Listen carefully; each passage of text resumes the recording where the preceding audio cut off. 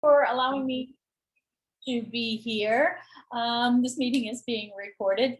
My presentation is in Nearpod, and if you are familiar with Nearpod, you can play along with me. You don't necessarily have to, but if you would like, you can open up a new tab from your Zoom session and type in this code right here and your name and your school district.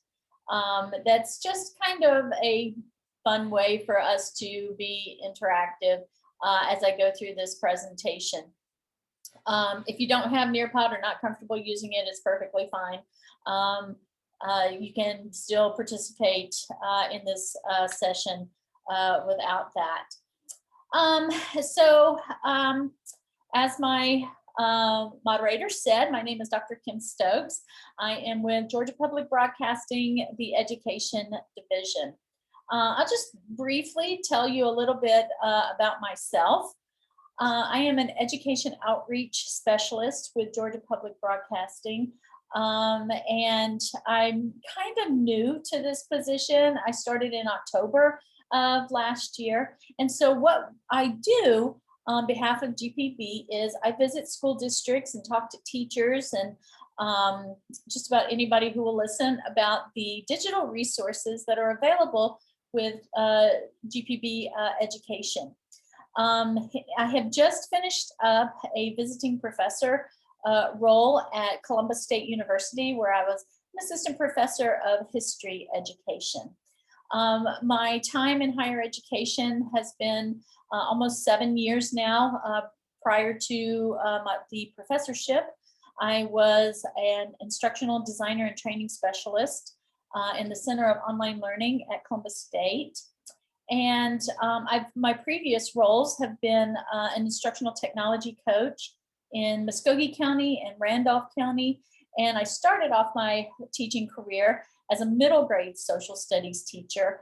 I did that for about 8 years. So that's a little bit about me. And so we can just go ahead and get started.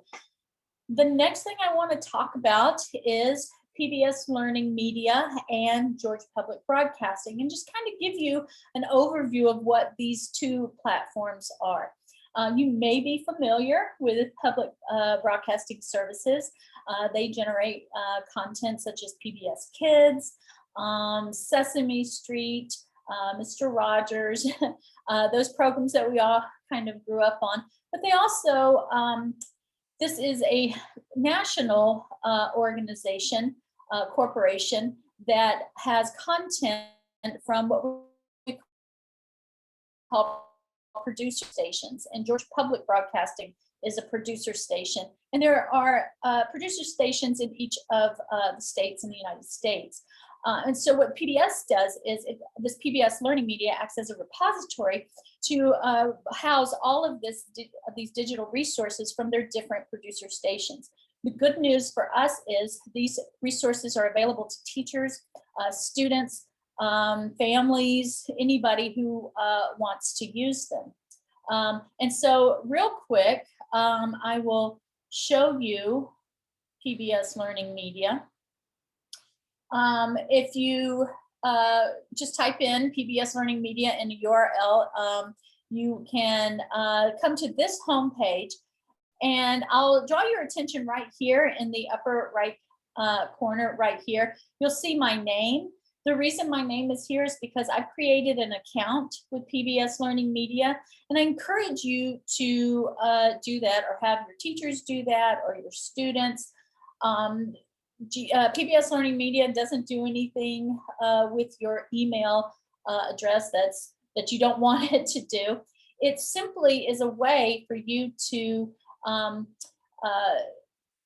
an account that allows you to link up to your producer station. As you see right here on the left, I have my producer station as GPB. And what that does for me is, as I'm looking for resources in PBS Learning Media, I can see how they align to the standards of the Georgia Department of Education. Along with that, if I click on my name here, there are several components to having an account. As you're looking through resources, you can identify favorites. You can create folders. We you can create classes. We also link up with Google Classroom. We have lessons that can be built as part of your PBS Learning account.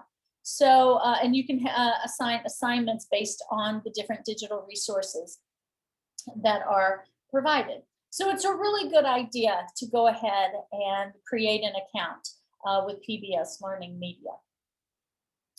And so another thing that I want to show you about this platform is all of the resources can be searched by subject.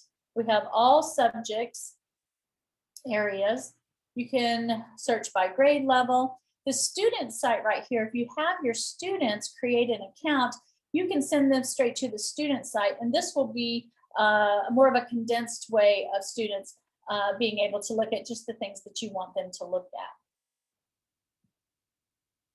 We have two different ways for you to search PBS Learning Media. If I just click on this magnifying glass right here under this search button, this main search button, if I click on this, you'll see that there are over 30,000 digital resources here with PBS Learning Media, which is kind of overwhelming, but that just really makes it a lot of resources. You can search by grade level here. You can search by subject, resource type. So if you're only looking for a video for a specific subject, you can find that. The length of video, I love that. Different languages and accessibility features. We have another search button right here for you to use if you so choose. As I scroll down, here are the different content areas and just some trending resources that are used in each. Yeah, there's a way to toggle through. Yeah. Again, you have another opportunity to browse by subject or grade area. And then in this area right here are just some news and events that are popular at the time. And then at the very end, we have our award-winning series and collections, including some that are most familiar, Ken Burns in the Classroom. The interactive lessons are a lot of fun, Smithsonian, and PBS Kids Ready to Learn, which is a really popular collection of resources.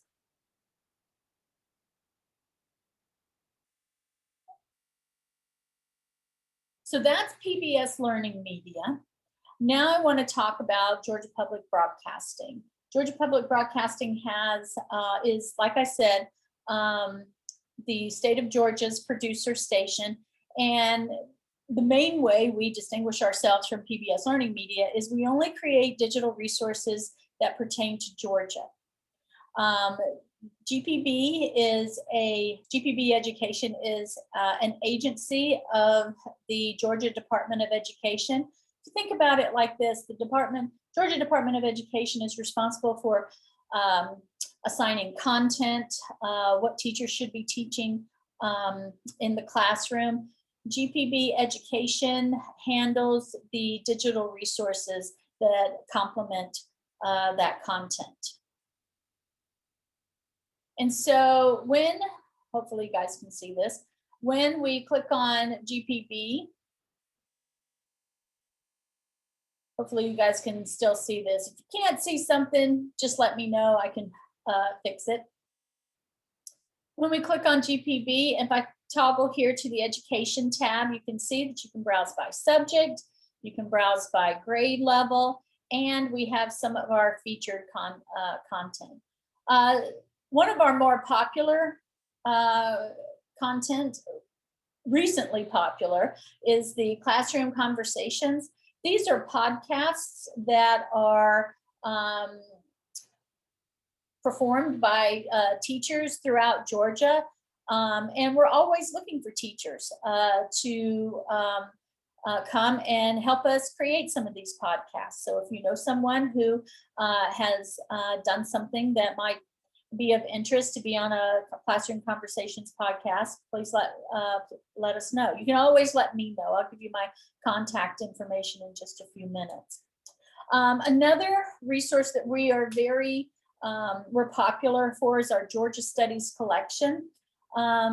This is a full online Georgia Studies course. We have our Georgia Studies digital textbook, both a teacher edition and student edition. And I'd like to mention that we have gone in and redeveloped this digital textbook, and the new textbook is launching on June 30th. I was, like I said, a social studies teacher. I taught 8th grade, and I used GPB's Georgia Studies textbook nearly every day, mainly because it was, as a new teacher, it had everything that I needed already laid out. I didn't have to go looking for a lot. But we also, in addition to the textbook, we have our Georgia stories. Those have been around for a long time. There's over 100 videos in this collection. We also have our Georgia Studies virtual field trips, which are really popular with students. These are interactive sites that students can go to. Our most recent, we have a POW camp virtual field trip that includes Andersonville. We also have some of our Georgia exploration programs. More recently was the Georgia Cotton that was just done in May, and earlier in the year when we had our Georgia Peanuts Georgia exploration. We have Georgia Race Through Time. This is, if you have Georgia Studies teachers who are reviewing for the milestones test, this interactive game is made just for that. That's going to cover all the standards that would be on the milestone test. And the Peach State Politics also. And also things explained.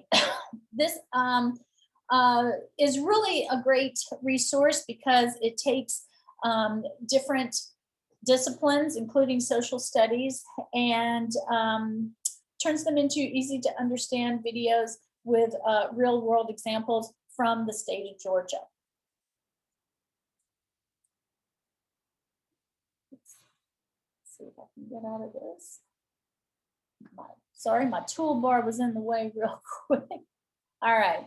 Hopefully you guys can still see this and you're with me because I've moved on. Are there any questions? I don't have a slide right here, but any questions so far about PBS Learning Media or Georgia Public Broadcasting? None yet. Okay, all right, that sounds good. So I'll switch gears a little bit after showing you those two platforms and about what we're here to talk about today, which is digital research. So our session objectives for today, I'm going to talk a little bit about teaching with primary and secondary sources. PBS Learning has some digital toolkits that will help teachers be able to teach, help students understand what primary and secondary sources are. I'm going to show you a little more with the PBS platform, PBS Learning platform, and the Digital Library of Georgia platform, and how those two can help you find some of those primary sources that you may want to use in the classroom. Got some ideas for using primary and secondary sources in the social studies classroom, which when people think about primary and secondary sources, they usually think about social studies. But I'm going to show that it doesn't always have to be in a social studies classroom. There are some other disciplines that can absolutely use primary and secondary sources. So before I get started, I just wanted to share a quote from one of my favorite authors, Zora Hurston. I really like what she has to say here. Research is formalized, curiosity is poking and prying with a purpose. I think that's really a good way to look at using research in your classroom, because as I said, I was a middle school teacher. Middle school students are just curious by nature. They like looking for things and picking things apart. And looking at images or listening to audio recordings are really something that can energize students and get them interested in whatever it is you're teaching. Love that quote. So I'll show you a little bit about some different digital toolkits that PBS Learning Media has. The first one I want to show you is the TPS inquiry sets and research modules. What I like about this is it's a great introduction to primary and secondary sources. It's got a wide variety of images and maps, audio and video. I love it when our resources, and most of them do, have support materials for teachers, so you don't have to spend a lot of time trying to figure out how am I going to use this. The support materials are already there. And what I like most about this is that it has a module that is an interactive site that will help students learn more about how to research. So this particular resource is from the Maryland Public Television. And as you can see, if I were in PBS Learning Media, that's exactly what I would put in to the search, is teaching with primary sources inquiry kits. I would put that right there and it'd take me right here to this site. Looking at it, I could, if I just wanted to look around, if I had an account, I could just mark this as a favorite. But it gives you some information on what the primary kits are and how to use them. And then on the side here, you see you have some inquiry kits for US history, world history, and then that research learning module that I talked about. I'm going to go ahead and click on that. And you can see here, it's an interactive site. And I'm going to open it up here. When you open this up, there's a lot of pictures here and a lot of colors, so you can't really see the launch button, but the launch button is here, and we'll click on that in just a moment. Here you can see exactly what you're going to be getting in this full course that students can go through and use. They're going to learn about using primary and secondary sources, analyzing the documents. It's a full course. Writing thesis statements, creating a research project, using historical sources and evaluating them, using the sources for evidence, and has some information on how to cite. So if I come up here and I click on the launch, this takes me to this ThinkPort Education site.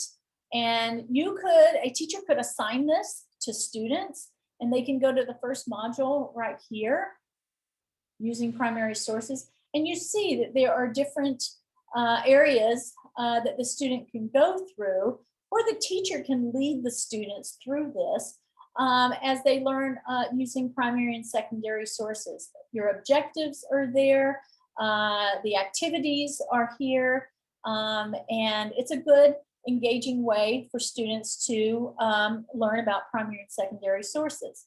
I'll just click through here to give you kind of an idea of the different activities that students will be able to do while they're trying to learn about primary and secondary sources.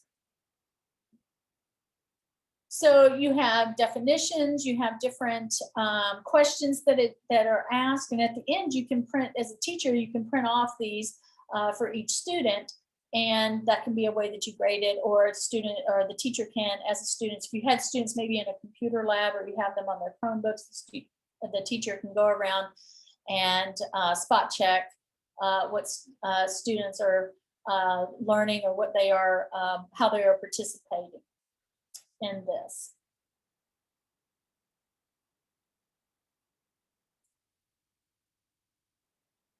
And the last one, your exit ticket, as the student decides that they know this, and they can move on to the next module, which in this one would be analyzing primary documents.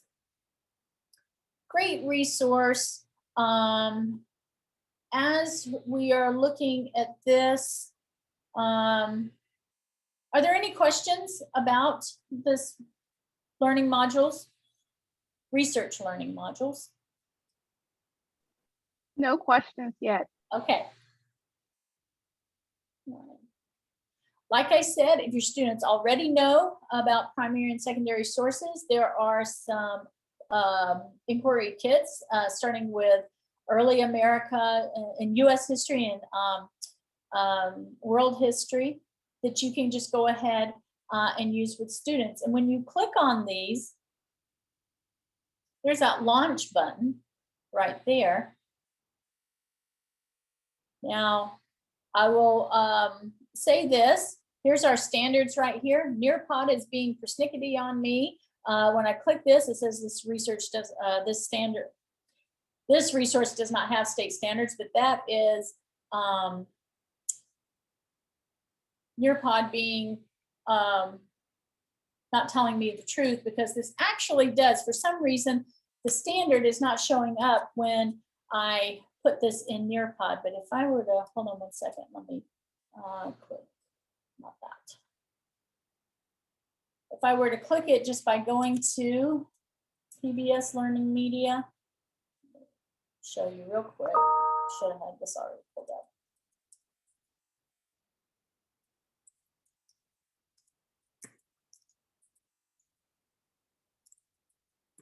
One second.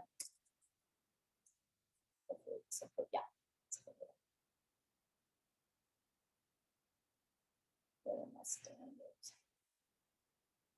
All right, so I'm going to slide this over here. Hopefully this is going to show up. You guys see this? Can you see this?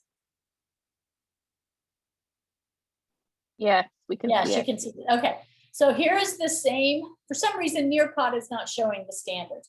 But all I did was I did a search on the Spanish exploration of North America, and the same resource came up. As I scroll down here and I click on standards, here are my Georgia Standards of Excellence, and I can expand this. You'll see those social studies, world history. There's a literacy standard for 6th grade and 8th grade history. So we like that, right? We always want to see the standard. That makes life easy. Okay.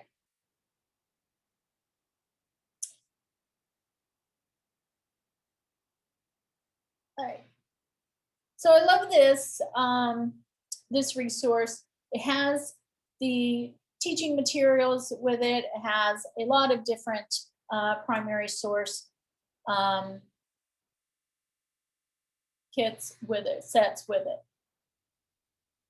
Moving along, I'm going to show you, my mouse keeps disappearing on me. All right, the next one I want to show you is the straight to the source primary and secondary sources. This is just about teaching about primary and secondary sources. Interactive, just like the last. Also provides those teacher support materials. It has teaching tips and a rubric. So we like rubrics, right? So if I click on this, and this is in PBS Learning Media, you can see right here, this is from the Wisconsin Public Television. Here on the side, you see those teaching tips, right? If I click on that, lots of good stuff there. And also a rubric. This is going to open up as a Word document. Hopefully you will be able to see that. Rubric for that final assignment. I'll show you what that final assignment is in just a moment. Okay. Also, it does align to the standards. I won't pull that up because Nearpod won't show it to us. All right. So when I launched this, you can see that this is another course, 11 pages. And as I go through these, it has the student interact with the different primary sources. As I go through, I did this yesterday. So what you can see is my answers right there.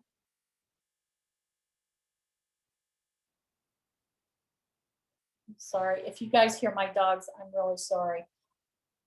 they've been quiet all morning, and now they decide that they want to make some noise. So students can go through and they can learn all about how to find primary sources. And once they finish their work, and as you see, the name here, this is the name that I created my PBS Learning account with. So it's all kind of linked together. And as this can be printed off, so students can go through this course and they can write in their answers, type in or do the whatever charts or fill in the blank questions that are given. And then they can just print it off and turn it into the teacher, if the teacher is taking printed materials. I kind of got at the end of my teaching, my 8 years teaching in the classroom, to where I didn't want anything with paper. They had to turn it all in digitally.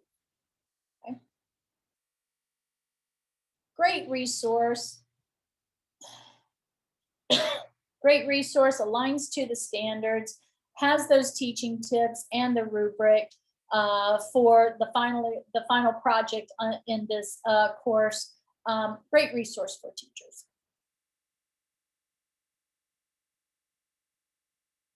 So here, PBS Learning Media has these two collections. It's going to promote those analysis and critical thinking skills, and they are interactive. So just to kind of show you what kind of interaction students will have as they're going through these courses, I've come up with this little game that we can play. If you're in Nearpod with me, feel free to play. So here are some examples of primary sources, and we are either going to put them in under the primary source column or the secondary source column. So if you want to go ahead, if you're in Nearpod with me, or if you guys want to, let's see, so what we do here is, oh, I see, I can't play, sorry. Hold on. There we go.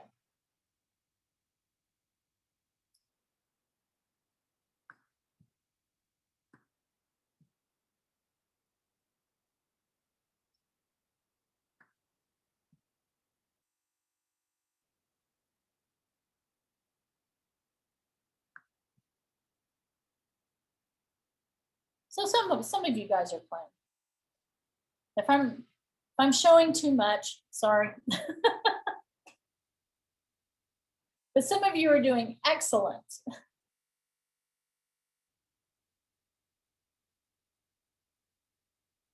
But these are the types of interactive activities that students will play in those digital toolkits that I just showed you.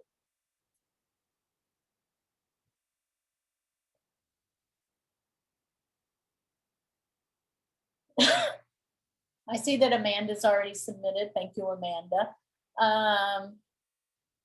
And yes, you get a gold star, Amanda. It looks like all of your answers are correct.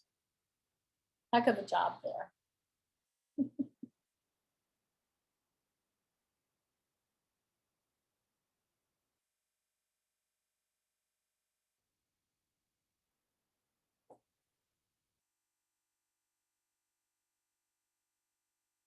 Anybody still playing, or is it okay to move on, or?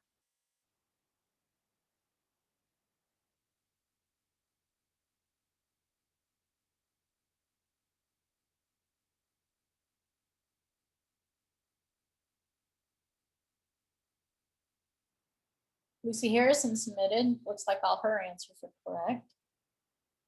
Great job.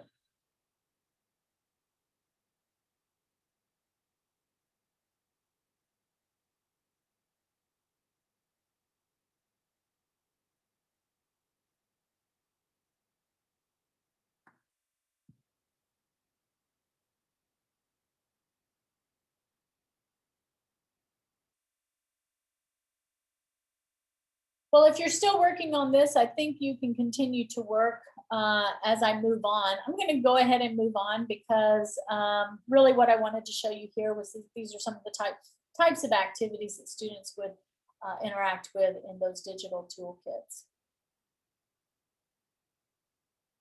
So what I want to do now is show you, trying to move my Zoom toolbar, sorry. How PBS Learning Media and the Digital Library of Georgia platforms can work together. When you're searching with PBS Learning Media, this is a good idea to try to use this platform as you are connecting to your unit or topic. As I mentioned before, the support materials are there for teachers, and they align with the Georgia standards.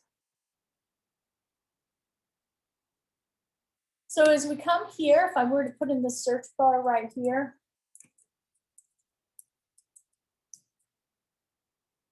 you can see just primary source sets. There are over 4,000 search results met. I'm going to click on this Digital Public Library of America primary source set.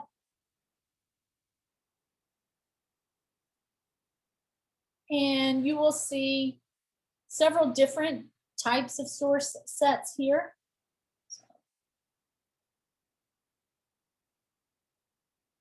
This is going to help students make connections with whatever it is you're teaching. In this, if I were starting a unit on early 20th century as a social studies teacher, I might want to think about what was maybe most important during the early 20th century. There were a lot of things, but women and music were something that really changed and a lot of people recognized. So if I come here in the search bar and put in maybe women and blues, I can see that there's a primary source set, women and the blues here. And if I launch this is going to take me to the Digital Public Library of America. And here are my sources right down here. The teaching guide, we like that. Your discussion questions are already written. Your classroom activities are here. If I go back to this source set and I'm teaching, say, in Columbus or Harris County, well, I'm looking at these sources. One thing that kind of jumps out at me, I don't know where you guys are in Georgia, but if you're in my area, this picture right here is really going to jump out at you because this is Ma Rainey, and she was from Columbus, Georgia. And so this is something that I could say to myself if I was a social studies teacher, this is something that I could mention in my classroom and students would have some kind of connection to this.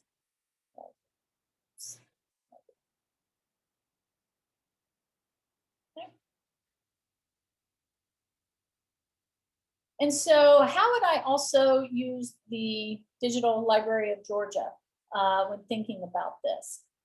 Well, anytime you can make a hometown connection, students are going to be more interested. It's going to be relatable. They're going to have some kind of connection to that.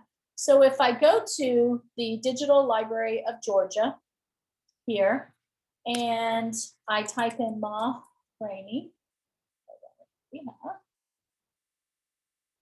I come up with several sources here. That same picture, some different pictures. This is a great way to just kind of introduce this topic of early 20th century. As I'm going through, I see that they have some audio recordings. And if I click here, maybe just getting some of these students interested in this topic, I can start playing some of these recordings.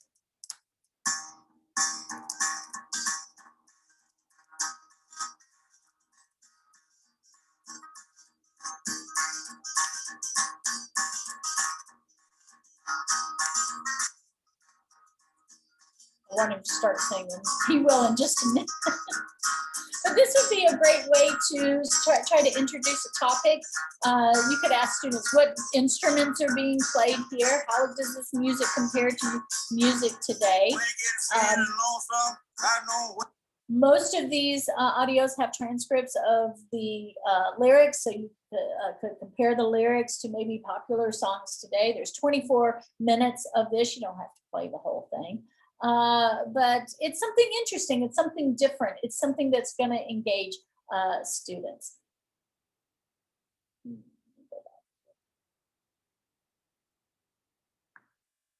Hold on, give me 1 second because my digital library of Georgia went away somewhere. There we go. Let me go back this way. All right. This Digital Library of Georgia platform, I really like it. There's a lot of great information here. As you see at the very top, there's anytime you're anywhere in the site, you can always click right back here, home, and get back to this page to reorient yourself. There are different ways you can search the different records that they have. You can do some advanced searches. You can explore items, collections, maps, the different exhibits that they have.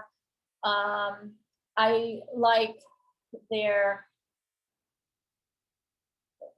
under Teach, they have a lot of really great resources. I'm going to come back to that. Different ways that you could participate if you so wanted. If I'm just scrolling down, one of my favorite things about the Digital Library of Georgia is that you can search by county. And so if you're looking for things in your own area that you can bring into your classroom, you can click right here, and this is an interactive map. This map, you can just hover over one of the counties and they'll tell you how many records are in that county. I'm here in Harris County. There's 922 records. Obviously more records in some counties than others. But if I were in the classroom and I was looking at this and I clicked on the records from Harris County, obviously the first thing that's going to come up, near and dear to our hearts, Callaway Gardens. Most students who are in Harris, just probably about every student that's in Harris County, in middle school and high school, know about Callaway Gardens. They're a huge employer here in our county. This is something that will help students relate to what you're teaching. If you are teaching a science unit or want to work with the science teacher, you can talk about these Japanese paper kites, these types of butterflies, and talk about the butterfly garden at Callaway Gardens. Lots of really good images and records, as Digital Library of Georgia calls them, that can help generate interest from students. And so once they're really interested in their own area, they may want to kind of branch out and see what's happening in other areas of the state. Another thing that I really like about Georgia, Digital Library of Georgia, under the Teach button here, these Educator Resources, this is genius, whoever came up with this. You can have collections of primary sources by grade levels for social studies. And it goes by standard as well. So regardless of what you're teaching, you can come straight here and find primary source documents or records for whatever standard that you're teaching. This is really, really cool that they were able to do this.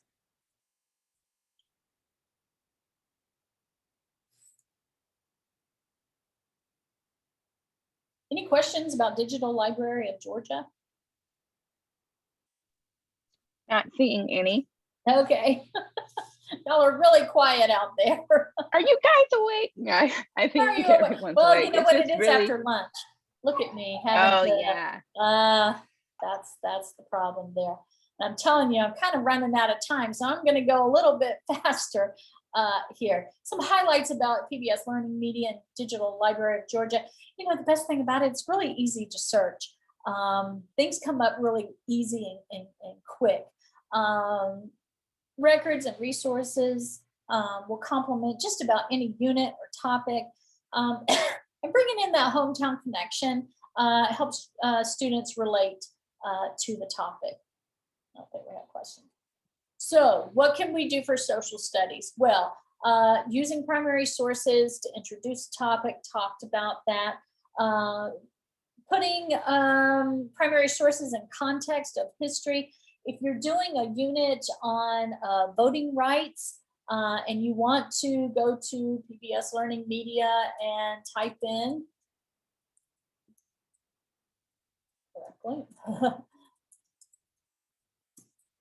voting rights. So you have several resources that come up, including primary source sets that come up. And again, what I really like about PBS Learning Media's resources is the videos are not very long. So you can use a video or some of these resources to complement your lesson, but it doesn't overtake, it can just enhance your lesson. It doesn't overwhelm or take over your lesson. You don't have to say, well, I got to, take an entire day, an entire class period to show this video because it's really good. These are smaller that you can break up your lessons and use. Another way is to use, in social studies especially, document-based questions are kind of in advanced placement courses. This is where students will read passages of different documents and then analyze them critically, think about these documents, and it just helps the student engage with documents. What I like about PBS Learning Media, if you go to, type in primary source activities, we have some here, over 8,000. If that's a little overwhelming, you can come down here and just filter by documents.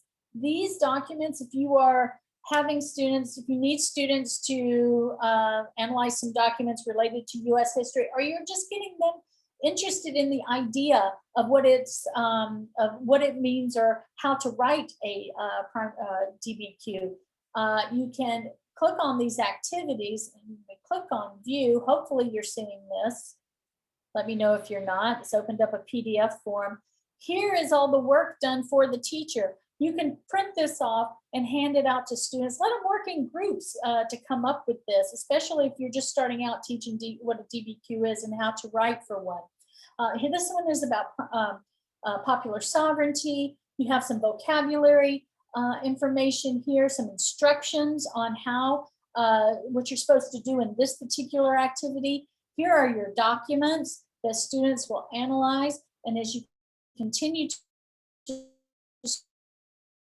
scroll down, they're going to analyze those documents, talk about how these documents reflect the concept of popular sovereignty. And then at the very end, you're going to write, have the students write in their own words, explain the definition of popular sovereignty based on these documents. This is great for teachers. You can download this and hand them out to your students. Again, even though Nearpod's going to call me, not going to show it to me here, the standards, this does align with the standards. In addition to social studies, there are other ways, other uses for primary source documents. I'm going to go right back to that primary source sets from the Digital Public Library of America. You probably noticed if you're teaching science or technology or want to partner up with the science or technology teacher, here are some primary resource sets. African Americans, Asian Americans, if you want to bring in a little bit of diversity into your lesson, you can certainly use some of these. Latino Americans, Native Americans. Also, if you want to just talk about current events, you can use social movements or maybe even law and government. what we suggest with these is that maybe even, if you want to use some of these, give it a try. Most of these have support materials to go along with these different resources. And so while you're teaching, go ahead and do a 10-minute mini lesson. Here's a discussion question just to kind of get students interested or get them introduced to a topic. I am really going fast because I want to give folks an opportunity to ask any questions if you have any. Any questions?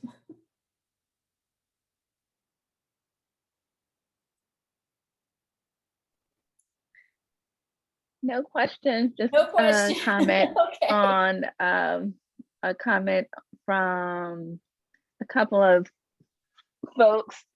Anne says that she is doing screenshots and taking down URLs, planning to share them later with her colleagues. And then oh, that was Anne. Did I say Angela? I'm not sure. And then Angela Stanley also commented and said, props to GPB and DLG, thoughtful, user-friendly portals. Love all these great free ideas and integration. So many cool ways to think about Georgia's history. Well, I'm glad that you guys like the platforms. As I mentioned before, GPB Education Outreach, we are a 3-man team. I have a map here of the state of Georgia, divided by colors. My team member, Tracy Wiley, she is in the green section. Dr. Kiwanis Kennedy is in the blue section. I am purple. These are our email addresses. We would love to come and talk to you some more about this. This is no cost to you because we are an agency of the Georgia Department of Education.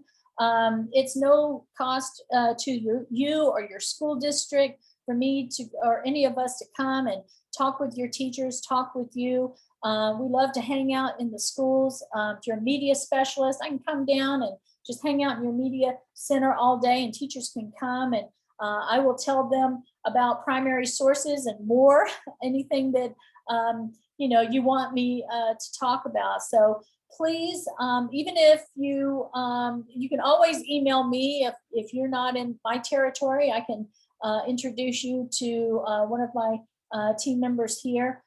So please reach out to us. Pre-planning is coming up in the fall. That's a great opportunity for us to come and talk to your teachers. I can talk to a small group of teachers, maybe just your science teachers, or a large group of teachers.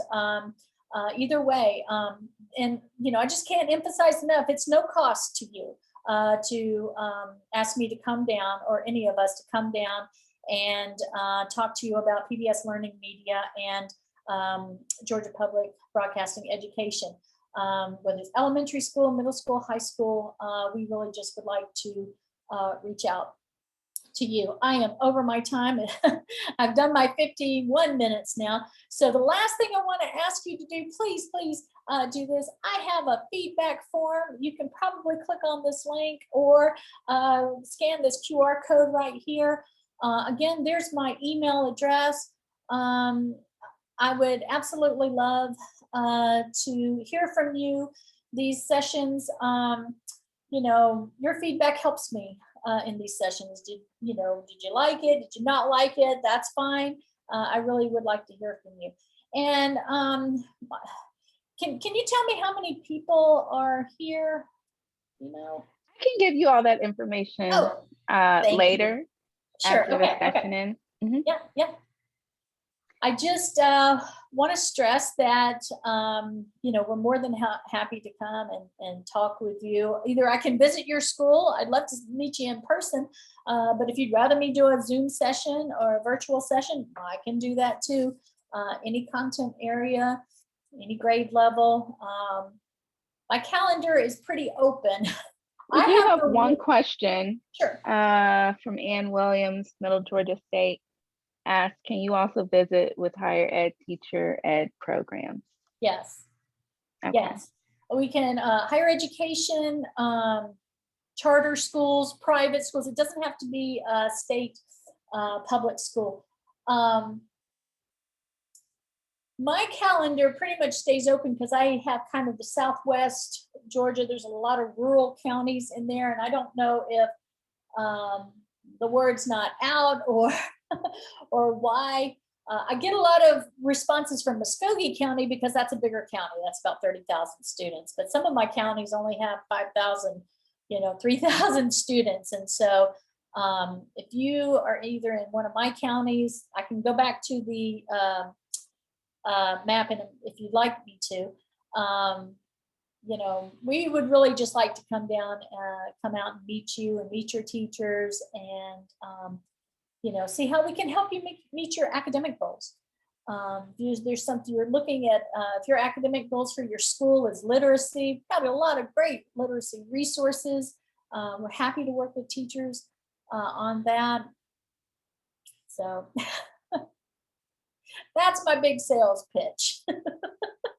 I also wanted to mention that there is a feedback mechanism through the SCED conference platform that is available to not only the attendees, but also to the speakers to see what the ratings were and what the comments were.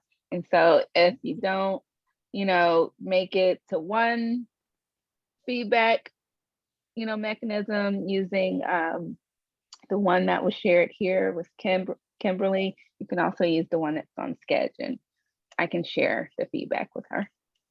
Yes, absolutely. Okay, well, I don't see any other questions. I do want to thank everyone for coming to this presentation. We're really happy to have GPB as we continue to find ways to partner together, because there really is a synergy between GALILEO and our products and services, and GPB Education and your products and services. So thank you so much for coming. Thank you so much for having me. No problem. Everyone else, see you later. Enjoy the rest of the conference. Bye.